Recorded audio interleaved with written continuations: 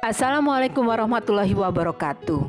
Halo anak-anak, apa kabar? Semoga kita selalu sehat dan masih semangat dalam belajar. Pada pertemuan yang lalu kita telah belajar perlawanan terhadap pemerintah Hindia Belanda yang dilakukan oleh Kapitan Patimura, Tuanku Imam Bonjol, dan Pangeran Diponegoro. Pada kesempatan ini kita masih belajar perlawanan terhadap pemerintah Hindia Belanda sehingga menimbulkan Perang Aceh, perlawanan Sisingamangaraja, Perang Banjar, dan Perang Jagaraga di Bali. Perang Aceh. Perang Aceh dilatar belakangi Traktat London tahun 1871 menyebutkan bahwa Belanda menyerahkan Sri Lanka kepada Inggris dan Belanda mendapatkan hak atas Aceh. Berdasarkan traktat tersebut, Belanda mempunyai alasan untuk menyerang Istana Aceh. Saat itu, Aceh masih merupakan negara merdeka. Belanda juga membakar Masjid Baitur Rahman yang menjadi benteng pertahanan Aceh pada tanggal 5 April 1873. Akibatnya perang tidak dapat dielakkan. Dengan semangat jihad, rakyat Aceh berhasil mendesak Belanda. Jenderal Kohler terbunuh saat pertempuran di depan Masjid Baitur Rahman, Banda Aceh. Belanda sama sekali tidak mampu menghadapi serangan fisik perlawanan rakyat Aceh. Menyadari hal tersebut, Belanda mengutus Dr. Snoek Horgronje yang memakai nama samaran Abdul Ghaffar ke pedalaman Aceh untuk meneliti kemasyarakatan dan ketatanegaraan Aceh. Menurut Dr. Snoek Horgronje, Aceh tidak mungkin dilawan dengan kekerasan, sebab karakter orang Aceh tidak akan pernah menyerah. Jiwa jihad orang Aceh sangat tinggi. Taktik yang paling mujarab adalah dengan mengadu domba antara golongan ule balang atau bangsawan dan kaum ulama. Taktik ini berhasil. Sejak tahun 1898, kedudukan Aceh semakin terdesak. Banyak tokohnya yang gugur.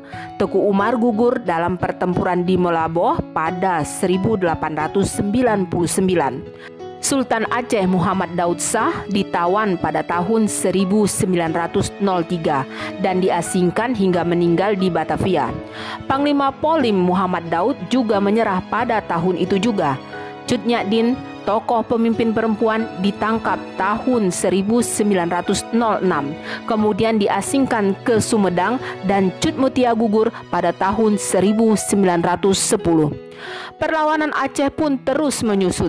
Hingga tahun 1917, Belanda masih melakukan pengejaran terhadap sisa-sisa perlawanan Aceh. Belanda mengumumkan berakhirnya Perang Aceh pada tahun 1904. Namun demikian, perlawanan sporadis rakyat Aceh masih berlangsung hingga tahun 1930-an. Berikutnya, perlawanan Sisingamangaraja. Perlawanan terhadap Belanda di Sumatera Utara dilakukan oleh Sisingamangaraja XII. Perlawanan ini dinamakan juga Perang Batak, berlangsung selama 29 tahun. Perang Batak adalah perlawanan yang dilakukan oleh rakyat negeri Toba di Sumatera Utara kepada Belanda. Disebut Perang Batak karena sebagian besar masyarakatnya berasal dari rumpun suku Batak, seperti suku Toba, Karo, Pakpak, Simalungun, Angkola, dan Mandailing.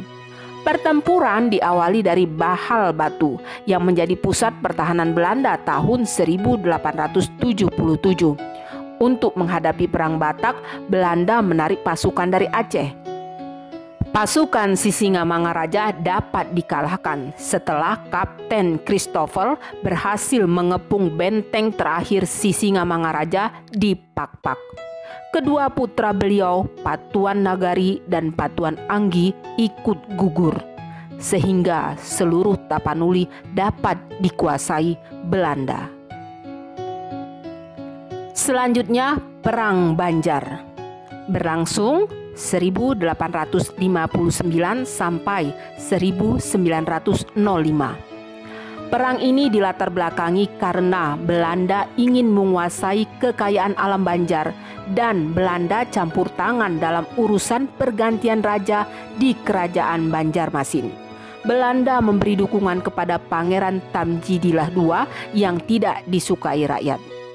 Akibatnya rakyat yang dipimpin Prabu Anom dan Pangeran Hidayat melakukan perlawanan terhadap Belanda. Pada tahun 1859, Pangeran Antasari memimpin perlawanan setelah Prabu Anom ditangkap Belanda. Pasukan Pangeran Antasari dapat didesak. Pada tahun 1862, Pangeran Hidayat menyerah dan berakhirlah perlawanan Banjar di Pulau Kalimantan. Perlawanan benar-benar dapat dipadamkan pada tahun 1905. Perang Jagaraga di Bali. Perang Jagaraga berawal ketika Belanda dan kerajaan di Bali bersengketa tentang hak tawan karang. Hak tawan karang menyatakan bahwa setiap kapal yang kandas di perairan Bali menjadi hak penguasa di daerah tersebut. Pemerintah Belanda memprotes Raja Buleleng yang menyita 2 kapal milik Belanda. Raja Buleleng tidak menerima tuntutan Belanda untuk mengembalikan kedua kapalnya. Persengketaan ini menyebabkan Belanda melakukan serangan terhadap kerajaan Buleleng pada tahun 1846.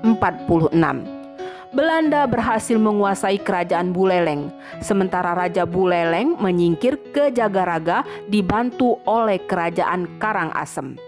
Setelah berhasil merebut benteng Jagaraga, Belanda melanjutkan ekspedisi militer tahun 1849.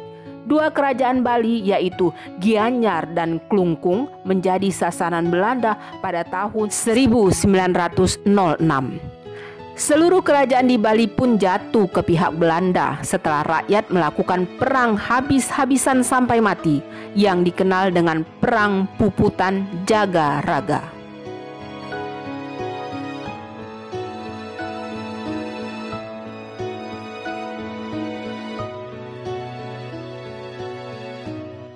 Demikian anak-anak pelajaran kita hari ini, semoga bermanfaat.